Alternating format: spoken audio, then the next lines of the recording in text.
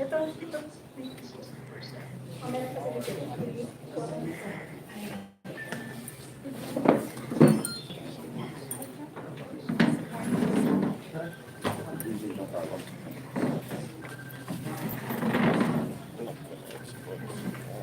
Wala tayong choice. Yeah, BMR.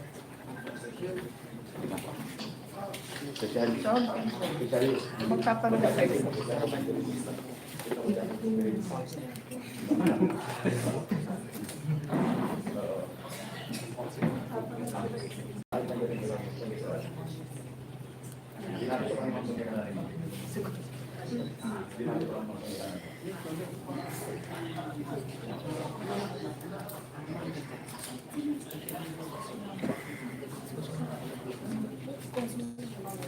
Free flow.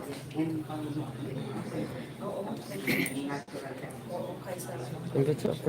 Kaysa pilit na kailangan natin. Yes, yung mag-flow, someone has to animate. Thank you guys for coming. Oo. Happy Easter po. Pasensya na po kasi Ramadan din namin guys. So parang nagkasabay ang Easter natin. So that's a magandang ano ngayon. Magandang convergence. So that's siguro 1 second pray together. Diyos may kapal, salamat po sa mga vloggers na sila po naging boses, connect, link sa masa sa buong mundo na walang presensya dito po sa Pilipinas na teritoryo. Salamat po sa vloggers sa kanilang paglilingkod para sa inang bayan. Sila po ang frontliner sa informasyon. No to fake news. Sila po ang nagbibigay aktwal, realidad sa mga hindi nalalapitan ng ating kamasang Pilipino. Again, around the world.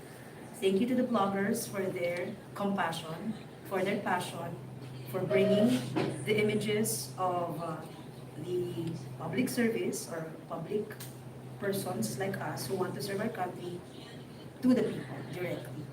Thank you, dear God, for this day, Sunday, Easter, and Ramadan, coming together in your name, dear God. We are doing this for all of humanity and for all of our children to come, the unborn. Amen. Alhamdulillah. Alhamdulillah. Thank you, everyone. So sabi Harji, kwentuhan. Chat. Sige, banat niyo. Thank you. Good afternoon to everyone. You. Good morning to everyone. We are pleased to have you here today. To our vloggers and to my fellow youth, maraming salamat po. Today we are having conversation with the one and the only, the next Senator Samira Gutoc. We are starting the question and answer from our first vlogger. Hello po. Hi. Magandang umaga po sa lahat. Dito sa ating magiging senador na si Ma'am Samira Gutoc. Mama ko nga pala si Roland. Hi, Ron. At BMR channel BMR channel. sa YouTube po. Ma'am, yung tanong ko po ay simple lang po. Despite na si Yormi ay sa umpisa pa lang dinado, ano po yung nag-inspire sa inyo para si Yormi ang inyong piliin at si Yormi ang inyong samahan sa paglaban nito sa ganitong eleksyon? Kapwa ko siya ka-action. Yan, nagsasalita siya. Kapwa ko siya ka-action role. Sinabi ko nga dun sa Action National Convention, alam mo, Yorme, hindi kita pinanaginipan.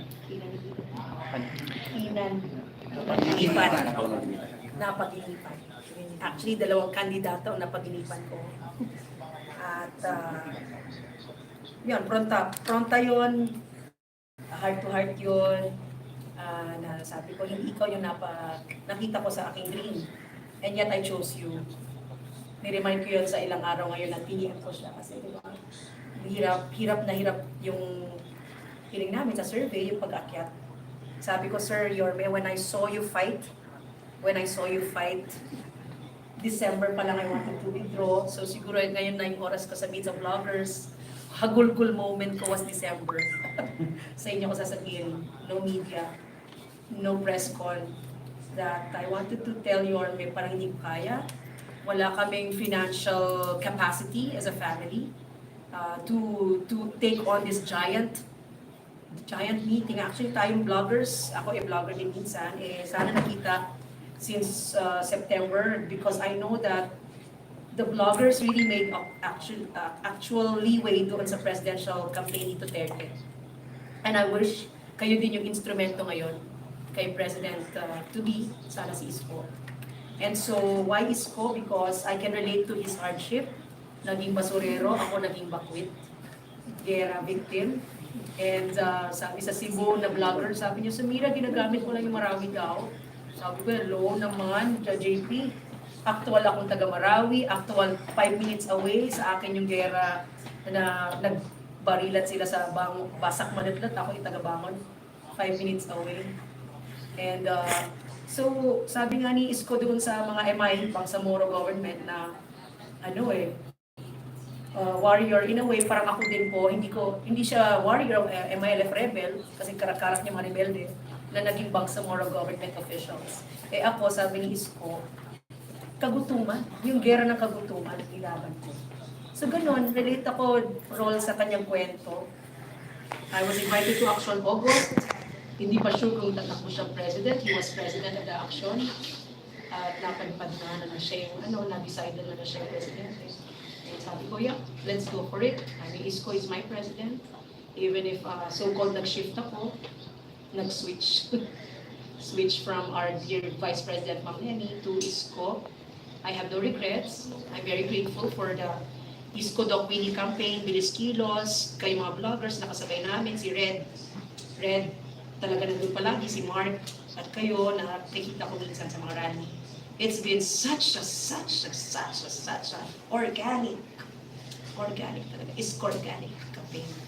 And I'm very grateful for this campaign. I mean, let me say that in advance, guys. Hindi nyo makikita siguro yung mga kasama ng mga kandidato, telling it to you over and over. But in every plane ride namin, we prayed together and we kasama kayo palagi sa prayer na lahat ng volunteers and that includes you, the vloggers. Thank you. Pwede ba magpalap ng konti? Yes. Isang tamang po mapagano. Isang tamang kasabihin na ang pagsama ninyo kayo rin ay big inspiration para sa aming mga sumusuporta ninyo kayo. Yeah, spirit of inspiration. Thank you, ma'am. Thank you, ma'am. Inspiration. Ay, kaya. Okay, yun lang. Back and forth. Guys, ano mo? Good morning. Edgar po, ang YouTube natin sa Kuya Hi, Ed. Ed. Simpleng tanong din po yung sa, experience po sa caravan. Dahil kung saan kayo umaabot, anong nararamdaman mo? Kamot, tadya, sipa, lahat ng kay Yorme, hindi ako ganun. Dikit na lang ako Yorme, hindi natatadya ka din. Ang galing ni Yorme. I mean, yung humility niya bilang kabataang leader, nakikita mo din kayo, ang karamihan sa atin, kabataan, below 30 years old pa kayo ko na. Below 30. Claim it, guys. 2 joints talaga pa rin. 2 joints pa rin. I feel the 2 joints launch in Cotabato. Sabi ni Yorme, nakita niyo yun sa Cotabato. Yung 2 joints eh. This launched a very cross-sectoral sign where young people, ayaw nila ng politika, di ba? They don't care to get out of the basketball court, makikiwave. And you get them to get out of the basketball court, to get out of the ML time, to get out of the computer, internet, and to get that old person to ready on the street, maghintay, under the sun, if not under the shower or rain, that old white-haired ninang, lola, lolo, wheelchaired, walang paa, maghintay doon. Talagang miracle of God. So, Sir, Jesus, Prophet Muhammad, God Almighty. I saw so many miracles along the way. Rainbow, bulkang eruption ng Batangas, taanday. Sa Mermisamis, mayroong nakita sa sky, hindi na kailangan ikwento, baka wala yung holiness of it. Through the picture ni Jopet. Guys, vloggers, win or lose, I mean, Isko was blessed. And I was blessed to see him be blessed by so many old people, by so many young people, by so many babies below 5 years old. So, he was able to capture that imagination. And in Bihado, because every day, alam mo na sinasponsor kami ng lokal. Hindi kami yung organically may sponsorship na sarili. So Isko really thrived, this campaign thrived on really vloggers like you and supporters on the ground. Hello, good morning sa lahat. Ma'am, may question. Kung pala rin tayo manalo, ano ang una mong gagawin o ipasa na batas?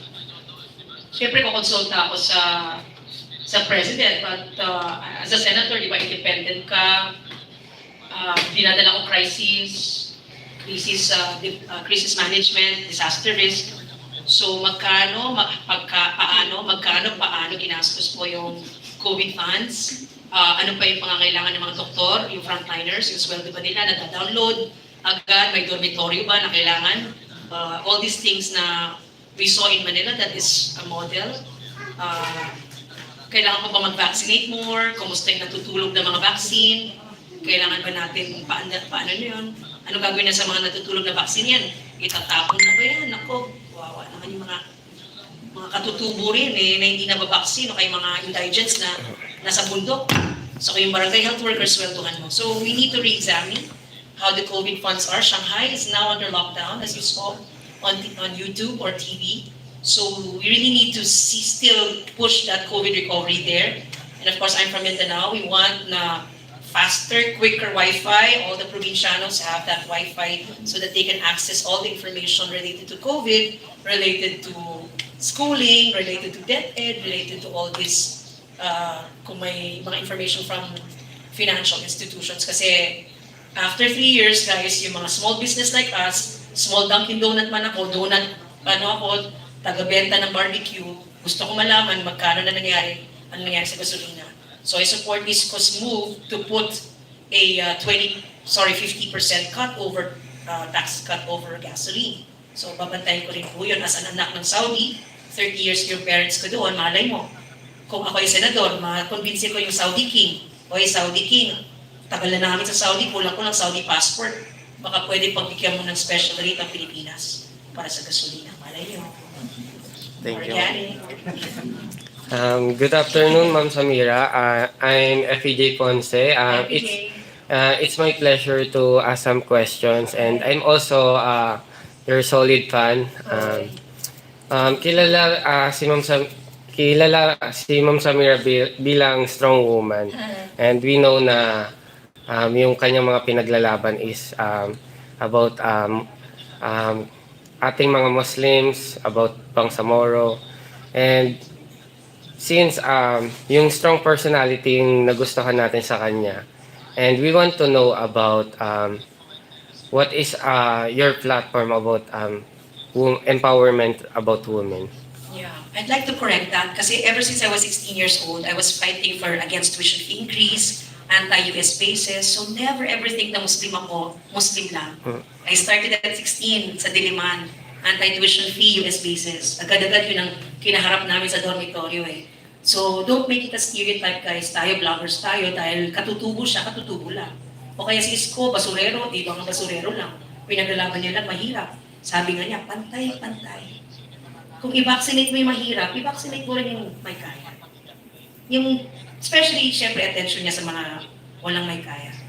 So yung empowerment of women, lalo pa, 1/2 of our voting population, 1/2 of our communities is women. Tapos sinabi po doon sa 10-point agenda ni Isko at saka Bilis Kilos that diversity is organic. Kailangan po doon i-recognize ang diversity sa paggugobyerno. So dapat may babae dyan, kabinete. Mayroon kang 50% representation sa mga kumpanya ng babae.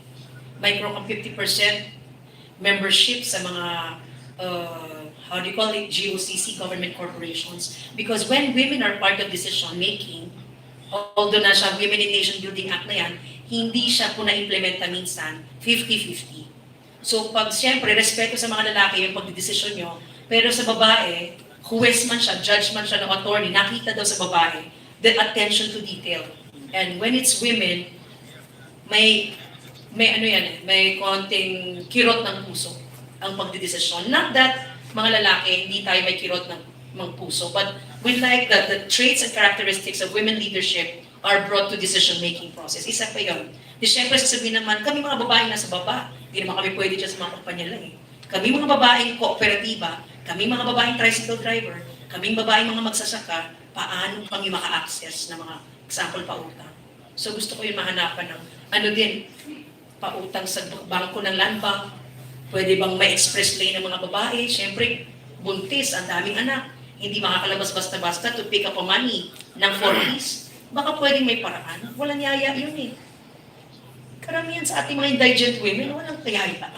Walang maiwanan na mga daycare center. Daycare, parang pagpo-professional yun. So we want women, especially multi-burden women, we call it the multiple burden, na may anak, mayroong problema ng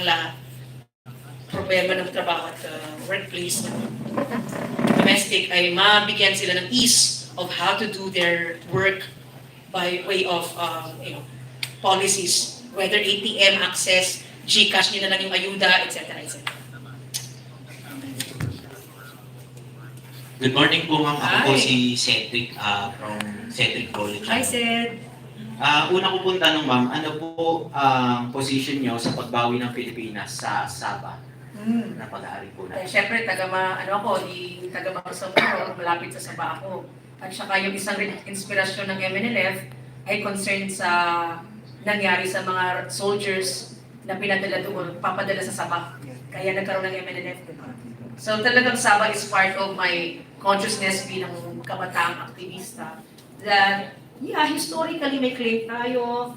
We had one dream of becoming a Malay Philippines. United tayo. Meron tayong so-called Malay line, Malay relationship under the Marcos time. So, the documents, the claims, all these will have a legal process po said. Ang akin is bilang senatorial. Malaysia is a country, Philippines is a country, Sabah is a state of Malaysia right now. We have a claim, and there will be platforms for enforcing such claim. And as a senator, I will watch for that claims to push forward. Whether useful or not, we will have to talk to Malaysia, syempre. Because Malaysia, pinantayan din ang peace process ng Bangsamoro. Tumulong yan. So parang kinakapatid na natin ng Malaysia. So yes, it might be irritating to Malaysia na, uy, yung Sabah, ano kaya pwede natin pag-usapan dyan? We'll cross that set pag nandun na tayo. Ay, follow-up question lang po. Hindi po ba ginagamit lang ng Malaysia ang Bangsamoro government para hindi mapagtuunan ng pansin ng bansang Pilipinas yung pag-claim sa Sabah? 1960s na po kasi it said eh. So matagal na po yung Sabah state is part of Malaysia. So kung gagamitin niya, matagal na sana nagagamit. So yeah, I mean, we are part of this ASEAN, we are part of the United Nations, kapwa tayong Asyano, meron tayong diplomasya na gagamitin. Hello po. Hi. Good afternoon, Ma'am Samira Gutoc. Hi.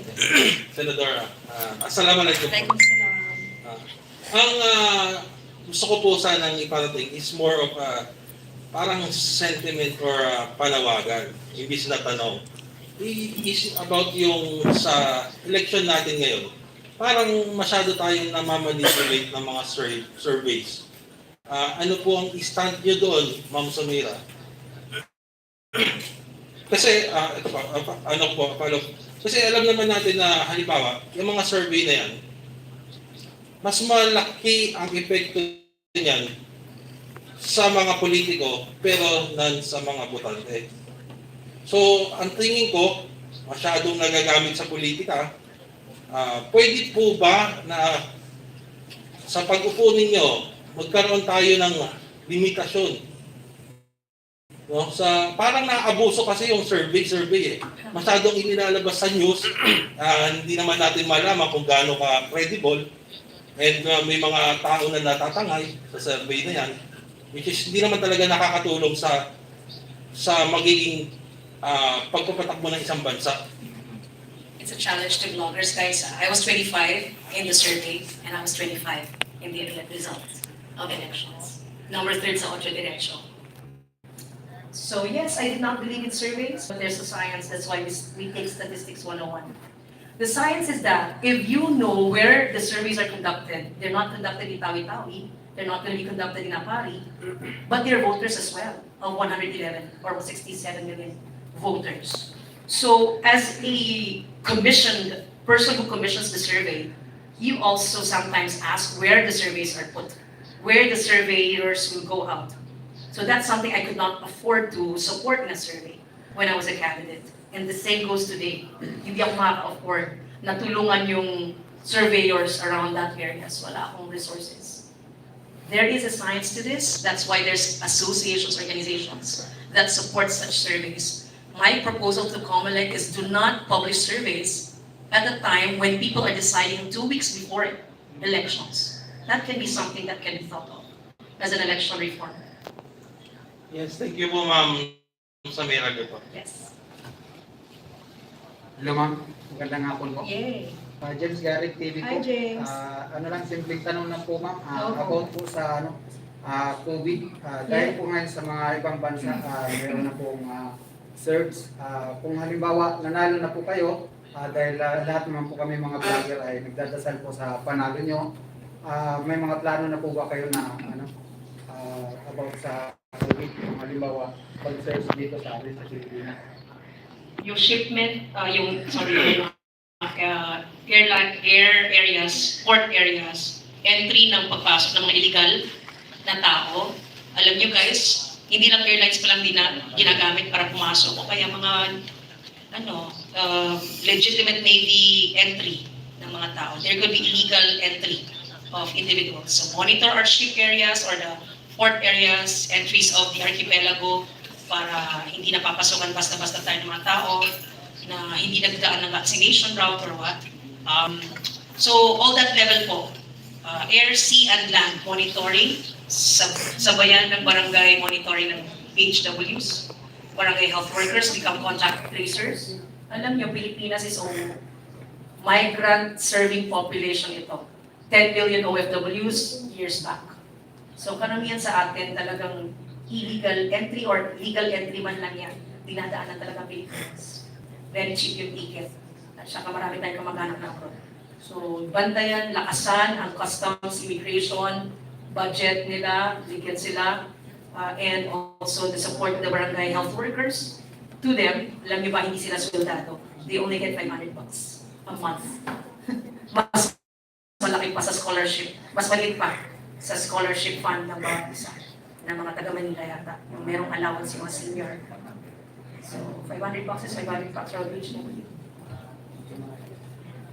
Ayan, magandang hapon po. Si KTV Pilipinas po from Isabela. Proudly, Ilocano Blanco po ni Yorme. Naimbag na madali ako. Ma'am, ito po yung katanungan ko bilang isang senadora ng ating bansang Pilipinas. Ilista mo na po ang boto ko, ma'am. Kapag kayo po ay nanalo bilang isang senador, ano po yung may tutulong nyo bilang sa pantay-pantay na pagtingin sa ating mga mamamayang Pilipino dun sa ating mga kababayan na nasa laylayan? Yung lalo yung mga lola na hindi pa makapag-aral, yung mga nasa bundok lang talaga hindi pumapapasok dito sa ating pamayanan. I could easily say 6 letters federal. Federalism. Kasi yun naman ang laylayan. Layunin ng layla para sa laylayan ay federal. Ibaba ang gobyerno. Isasabihin mo yung LGU, ganun din ang layunin ng barangay system, mayor or municipal system. So, batas. The richest laws are from the Philippines, KTV. And yet, bakit hindi pantay-pantay? Malapit pa rin tayo sa Bangladesh. Corruption. Dami. Top 3, top 5 problems corruption, terrorism, poverty, drugs. So isa-isahin yan. And syempre ako, crisis manager, ang laki ng gastos natin sa pag-resolve pag hindi tayo disaster ready. Masisira ang plantation, agrikultura, masisira ang mga bahay kung hindi tayo ready. So si Ate Sam bilang ate, wants to make tutok sa ating mga disaster plans. Mga buildings ba natin, ito pag earthquake, baka bigla na lang hindi tayo ready. Mahuhulog na lang tayo. So maraming mamamatay sa atin. We have to be ready. Ready with disaster, ready with crisis, ready with pandemic. And that's what I think that this country needs. I offer myself, and of course, a president like Isko is crisis ready. War zone ready even. I would say war zone ready siya. Like I am war zone ready. Having grown up in Saudi, Gulf War, Yolanda, napunta ako doon sa nearby Tacloban to serve humanitarian leadership. Thank you so much, Madam. At salamat din po no, sa inyong kapalitan. Sana po, sana po. Sana po makasagot sa siya. mga sortes, hindi nyo kami pwera ba? Sana nga sabay-sabay tayo sa busit. Thank you, Madam. Hello. Hi. Hello. I'm Clark Gamboa, and I'm from Hi, Flag. Flag? Clark. And I'm from Caloocan, Hi. North. Caloocan. Simple lang naman po yung ask ko about sa environment natin. Yes, Clark. Na naging issue po these days about sa disaster, about sa mga bagyo gaya sa probinsya. So ano pong mga plano niyo po pag kayo po nakaupo? Drainage. Drainage, ayaw may word na dami. Lalagyan ng dams pa dito sa, kasi water control, controlling the waters of our lakes might have detrimental effect, which I experienced in Lake Lanao, marami. So, proper agriculture, proper urban planning, rural development planning, kasi makita niyo mga iskinita natin, okay, the word is not squatters settlers ang tawag sa atin. Ang sikip-sikip, masunog ang isang bahay, lahat tayo nasunog. So we don't have the proper spacing, proper urban enforcement. Dapat may green spaces. Singapore, mas maliit sa Mindanao. Mandatory ang breathing spaces for trees are dapat planted on mga high-rise buildings. Dapat trees dyan, ilang trees, counted pa. Never putol at big tree na university. Never putol a big tree. Pag dinaanan ng road, kailangan you build a layout around that big tree. So easy. So oxygen, carbon dioxide, the natural flow release. And so of course, as a solid waste management worker, kabataan tayo, generation natin, basura, basura, basura. It's not about buying new things, it's about buying with value. It's not about buying so much, but valuing much. So kabataan, it's not about the new things. Sana po if I can campaign some lovers. You are part of the resolution, environmental protection. Good afternoon, Ma'am Samira. Hi. I'm Ritz Chalchio, Hi, Ritz. one of the member of Organic Movement for Hi, Ritz. I have a simple question for you. How do you boost your fighting spirit despite of the criticism surveys on your senatorial race? Akala ko boost may FB. Ang konti pa rin. Kayo talaga, hindi kayo nadalangin. Tapos yung boost, yung FB ko from 70 yata, 79, noong August, September. 80 lang yun. Kayo lang yata nag-add. Hindi ako nag-boost masyado yata, kayo talaga yun.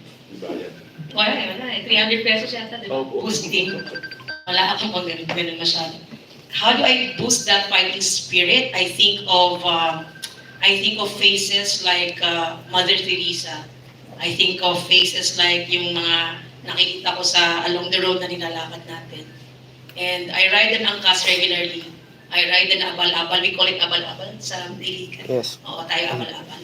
And then, and these experiences feed me and this boosts my fighting spirit. There's an ISCO in each one of us. And let me say, there's also a war spirit in each one of us. Sabi ni Miley Cyrus, it's the climb, and I will fight to the climb. So, good afternoon, Ma'am Samira. So, I'm Maria Joanna Go, I'm Maria. volunteer from OMSIM that stands for Organic Movement Supporting Isko Morena. So here's my question. With the recent online trend po, yung Majoha, na ano niyo po ba yun? Meron pong mga youth sa PBB, then sila about Philippine history.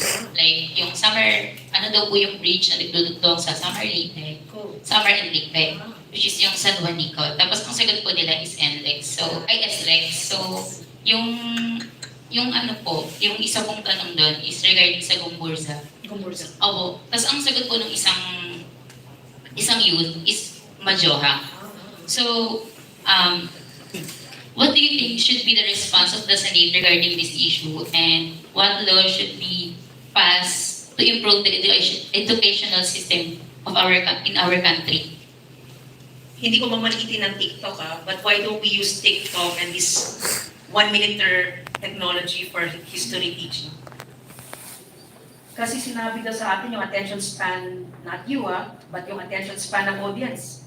Pag kami daw nagsa-speech, 2 minutes is 1 minute. After 1 minute, hindi na daw kayo nakikinig sa amin. Mas lalo kabataan, I do not want to belittle us kabataan, but how do teachers know how to TikTok? How do teachers know how to social media blog? They don't.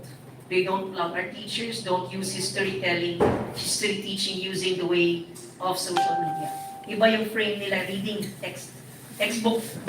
Textbook is different from social media use.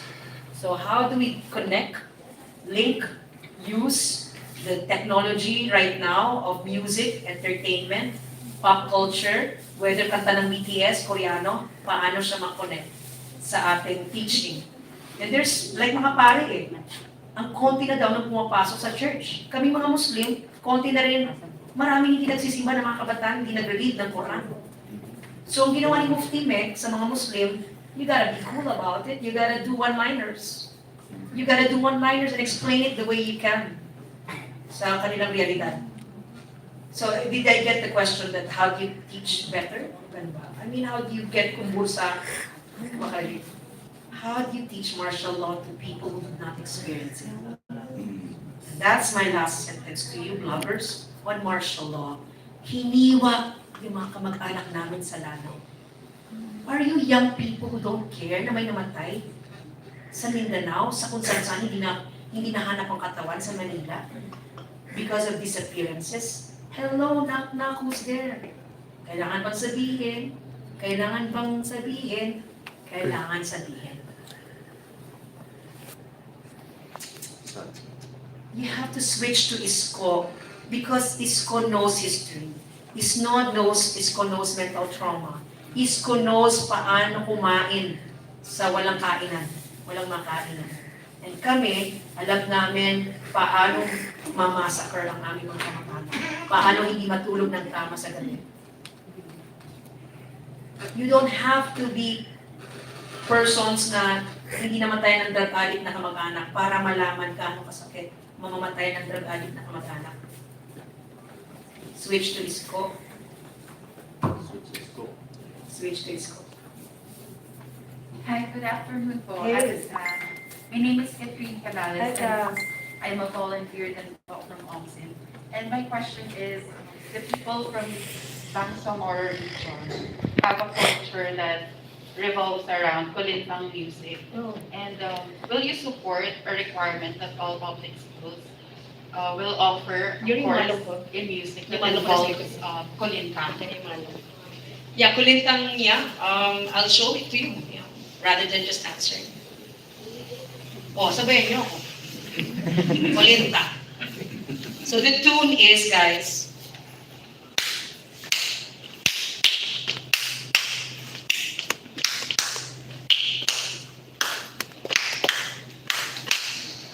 using your feet.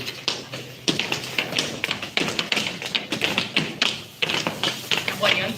Para wala sa tono, guys. Ito na lang sa kamay. 1, 2, 3, go. 1, 2, 1,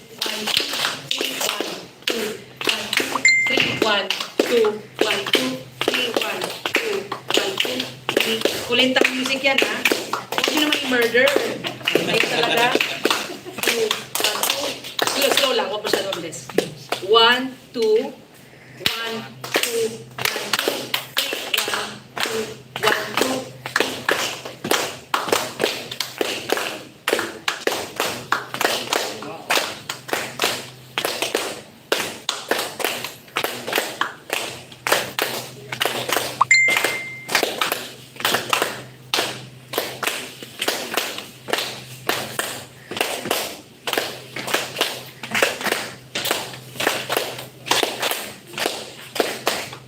Yan ang kulintang music po, guys. Of course, you want to revive it. Gusto namin kayo lahat isayo nyo to. Diba? You want to revive who we are as a Filipino. Tayo ito. Tayo ito. Hindi lang BTS tayo. Hindi lang tayo pang ano. Hindi lang tayo BTS na... Ano yung mga kata ng BTS? Feeling cool. Pero malam din tayo. Kulintang din tayo. Filipino tayo. Kulintang din tayo. Lakas makaproud mo. Diba? Diba? This is Malo. Sige. Go, attorney. Good afternoon, Ms. Samira. I'm Brian and Ilan. Hi, Ryan.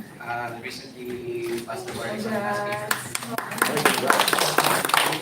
And I have a question po regarding climate change po. So Yes. since our board chairperson, Justice Marbicon, is advocate of environment po. So, kasi po, according to studies po, our planet Earth is until 2030 to solve the problems of climate change. Otherwise, hindi na po mapipigilan yung effects ng climate change sa atin. So, as a once elected po sa Senator, what will be your programs po to for climate change? The highest users of fuel, companies yan, will be called to task. There's a CHR case right now that says yung carbon footprint ng bawat isa na kumpanya ay bantayan. So there's these young environmental lawyers who filed the case against ExxonMobil or other carbon majors na companies in the Philippines. Sila nag-file ng case despite nasa abroad yung mga kumpanya na I think may mga partner companies. So these young environmental lawyers, I always mention them kasi inspirasyon tayo mga vloggers to. Kabataan sila mga attorney ng Greenpeace. And they are asking these big companies, malalaki ang mga attorney, 30 years, 40 years na yung ng mga kumpanya, malalaki ang budget for advertising, magkano ang ginagamit nyo to save Mother Earth? And I will be that instrument ng Greenpeace. Ako, instrumento ng mga kabataan. Instrumento po ako ng mga katutubo, ancestral domain fighters, so that bring back subdivision culture to nature's culture. Tayo may mga subdivision, ibalik nyo sa natural na domain. Bakit? Hindi ba tayo pwede magturista sa walang building? Kailangan na ba may building para lang tayo bumisita sa mga resort? Malay mo, yung resort natin is the beach itself. It doesn't have to be the high infrastructure, 6 floors. You survive with the bamboo. You live with the tribal peoples. Yan ang turismo. Living with them for 3 days. Yun ang naging anti-COVID namin, guys. Environmental needs. So, garlic, salt. That was what made me survive. So yeah, climate change, be part of our household, and also companies na using high fuel, high carbon, dapat po may limitasyon. Less aircon. Talagang hindi ako nag-aircon guys ha. Maraming nga lang tawas. Pero I limit my aircon use, I limit na basura ko, kung may mga drinks na iniinom, talagang gusto ko yung na lang tayo guys, nakabasok tayo. I start with my household. Thank you. Hello po. I'm Kuls Erosa po from volunteering Maxim po. As you mentioned po yung about poverty, what program you will offer to Senate once nanalo po kayo pag nanalo kayo this election po, to reduce the poverty rate in our country? Doon sa Bangladesh, guys, there's the pautang program, Grameen they call it, from banks. You give 500 pesos, example lang, to a woman, lumalago daw yung pera. With due respect sa mga kalalakihan, Kasi marami daw kayong issue sa money. Pero kasi daw, you fund a woman, you fund a family. You give generated income, you give possible income to a woman, you're able to make big that cooperative. So that's one approach. Ayuda is so easy to say. Ang laki ng utang ng gobyerno, trilyones na daw, give ayuda to the poor. Pero di ba sinasabi na, way for peace, puros na ng subsidiya. So of course, ako din nag-iisip. I'm the girl of ayuda. I promote ayuda support. Pero paano rin magkapera ang tao from that ayuda? O di magsari-sari store ka, sige, 500 pesos sa ayuda mo, baka may 100 ka para lumago yung 100 na yan. Gawa ng programa. Good afternoon po. I'm Colleen from question ko po, ano po ang message niya sa ibang youth na tila parang nawalan po ng gana na pakinggan kayo nung lilipat po kayo from liberal to action? It's okay, they were coming back na lang ko lang. So they gave me chance pa rin, the Twitter ko came back. So mga walang gana, it's okay, kasi you don't really force it on them. Ganun lang naman parang kapatid mo, hindi mo rin pwers. Don't force it, it's organic. Don't force something.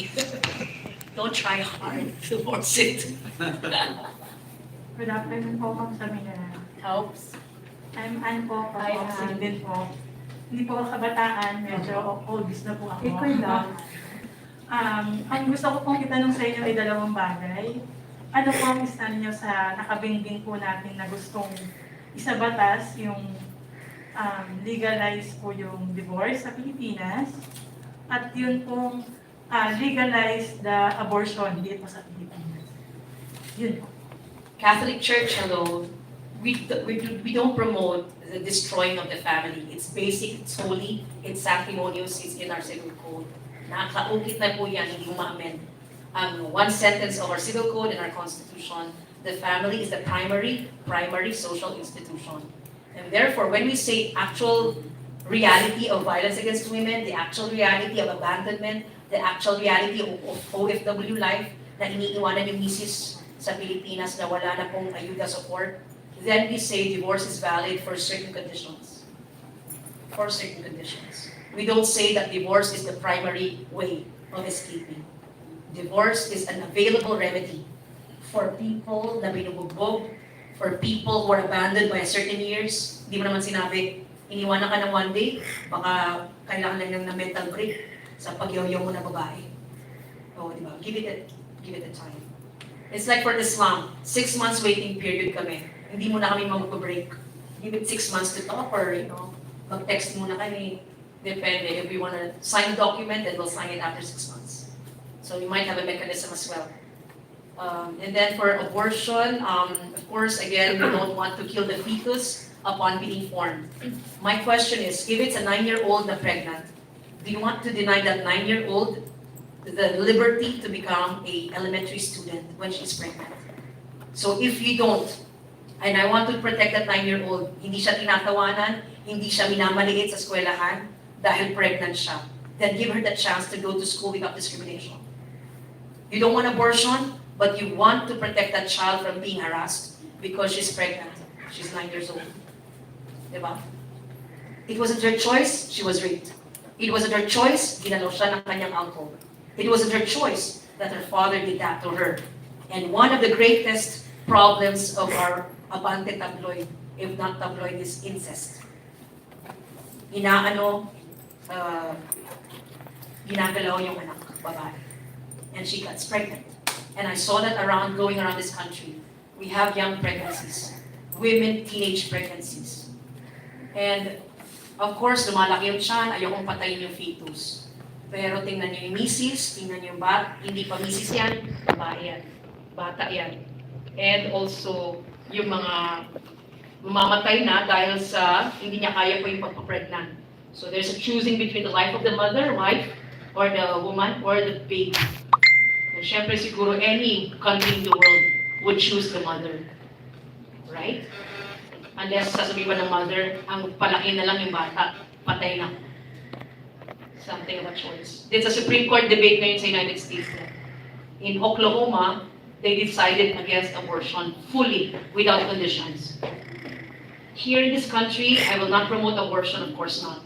But I'm saying that if teenage pregnancy is real, unplanned pregnancy is real, women have no choice in their pregnancy sometimes. They were sleeping, pinasok sa kanila ang hindi nila ininanais. And they get pregnant without choice. What do we do with that? Okay? So that's the realities of the day that we have to contend with. That's why there's this abortion movement. The women didn't have control over their bodies when it happened to them and they got pregnant. They want to have this liberty over their bodies, but it wasn't given to them. They got it. So you know, komplikado po yan, sensitive. But I will not promote abortion. But I am saying there are circumstances na problematic for women. Thank you.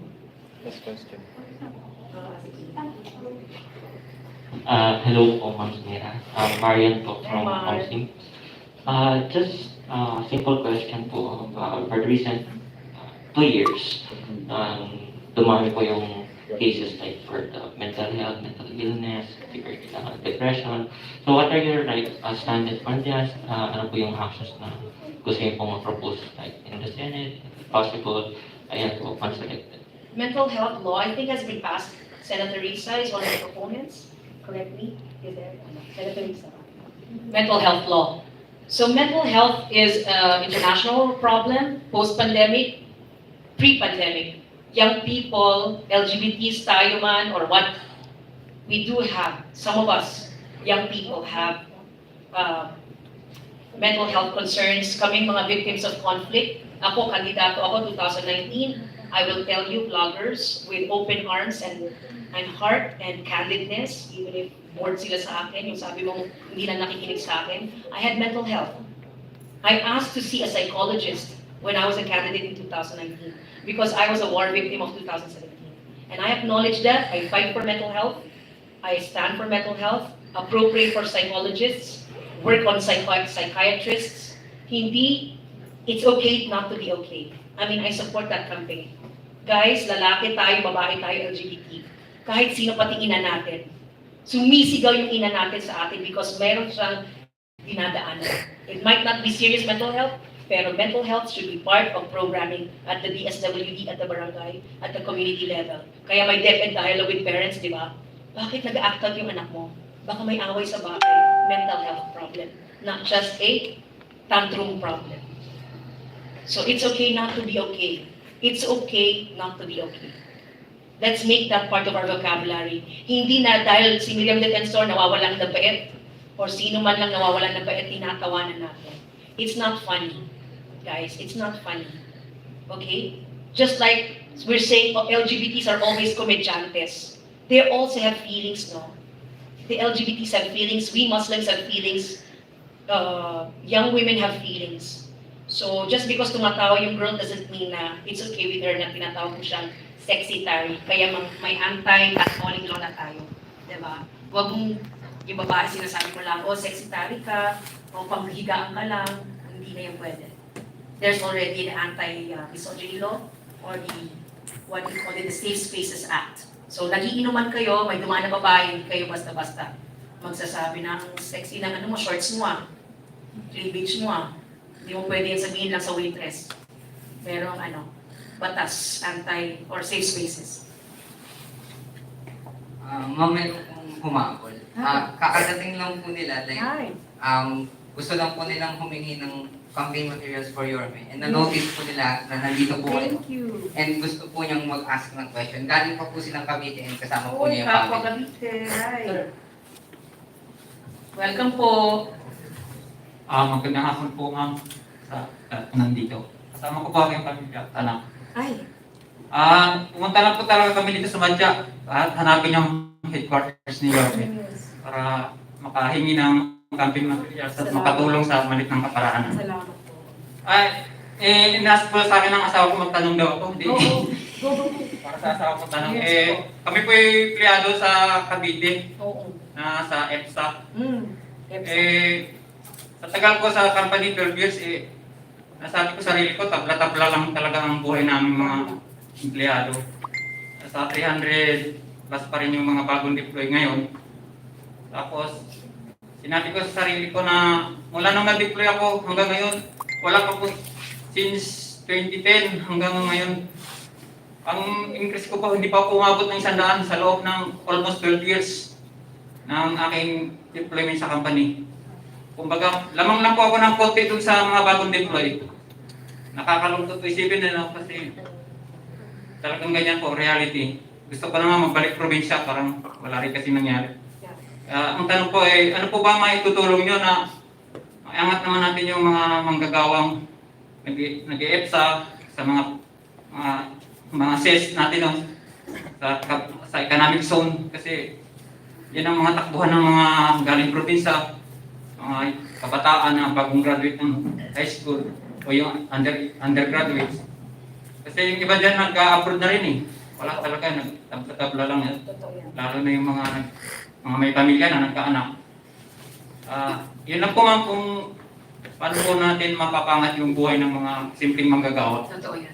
Siyempre, sasabihin yung wage, akyat, i-akyat, i-standardize. Pero baka yung tulong na isa pa is yung medical check-up ninyo, yung iyong, kung legal man na may assistance sa inyo, medical, more of medical aid.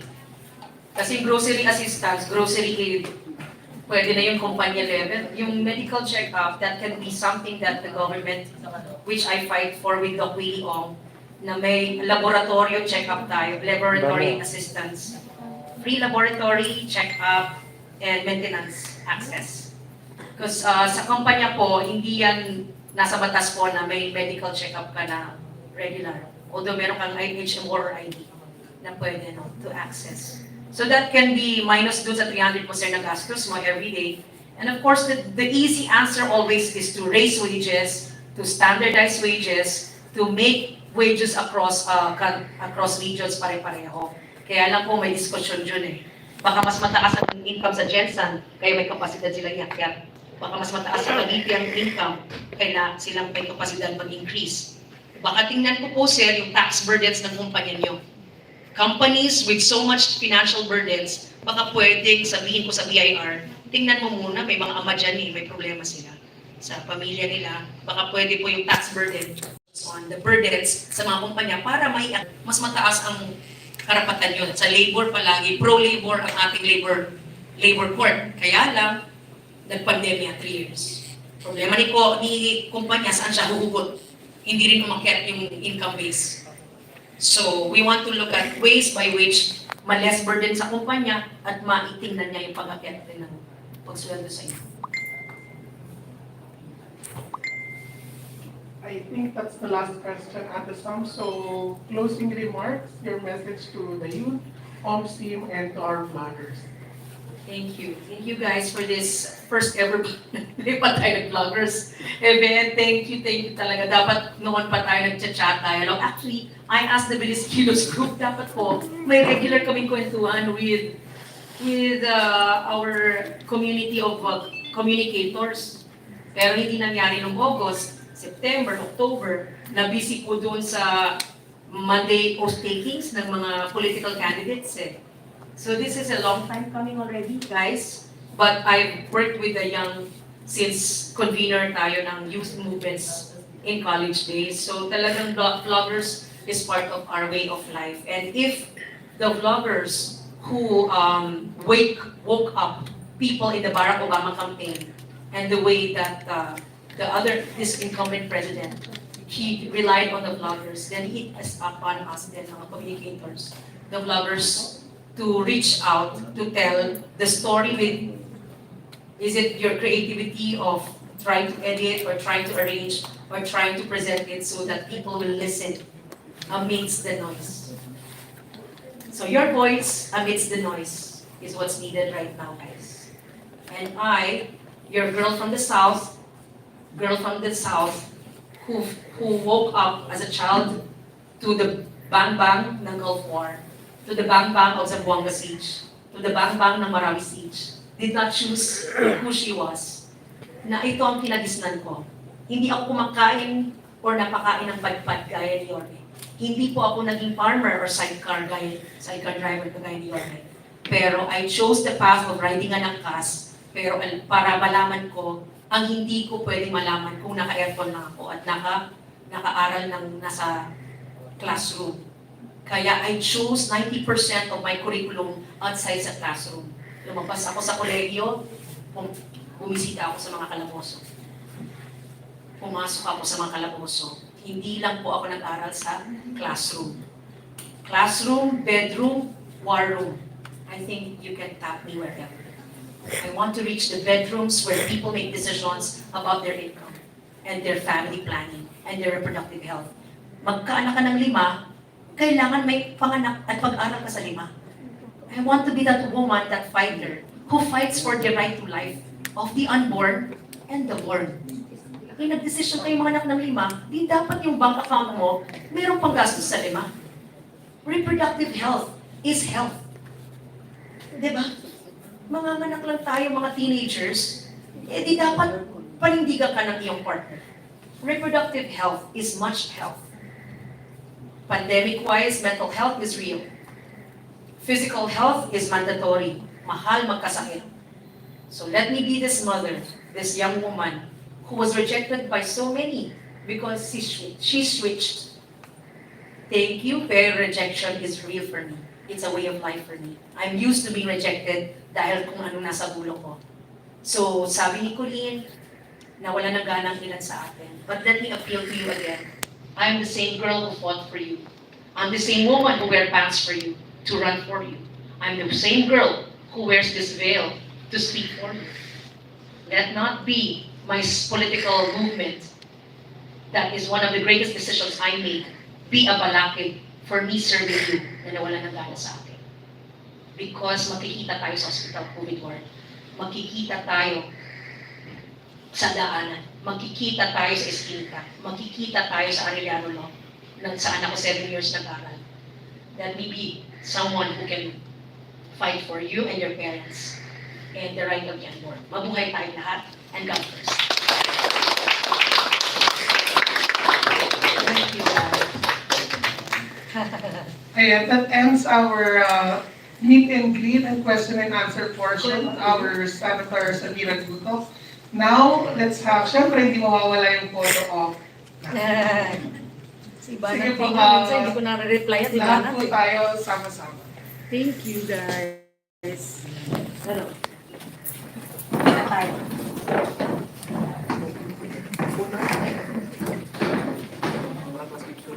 Class picture, no?